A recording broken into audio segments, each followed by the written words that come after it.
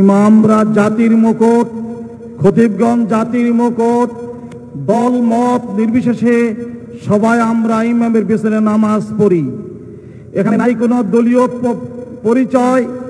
এখানে বিএনপি, জামাত, ইসলামী দল, অন-ইসলামী দল সবাই ইমাম খতিবদের মুসল্লি, আর ইমামরাও সবার।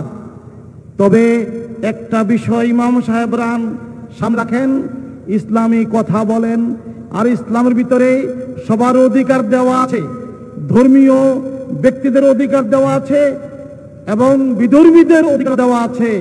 শুধু মানুষের অধিকার নয়, ইসলামে রয়েছে শুধু মানুষের অধিকার নয়, পশুর অধিকার, পাখির অধিকার, গাছের অধিকার, পশু পাখির অধিকার সবার রয়েছে ইসলামের ভিতরে।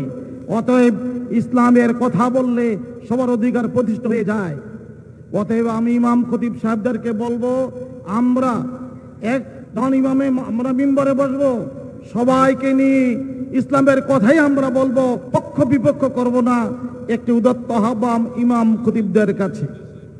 দ্বিতীয় আহ্বান হইল, সামনে যারাই ক্ষমতা আসুক তাদের কাছে আমাদের একটা আবেদন।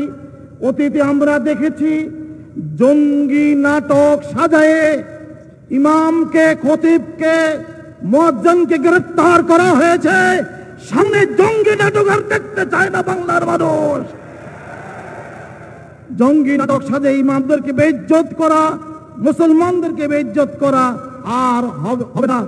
এই আশা আমি আগামী ভবিষ্যৎ যারা ক্ষমতা যাবেন তাদের কাছে এই দাবি জানিয়ে যাচ্ছি।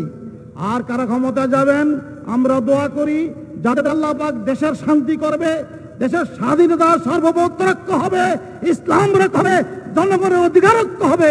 আল্লাহ পাক তাদেরকেই ক্ষমতাসীন করুক, এই দোয়া করে আমার বক্তব্য শেষ করছি। ওমা আলাইনা ইল্লাল বালাগ।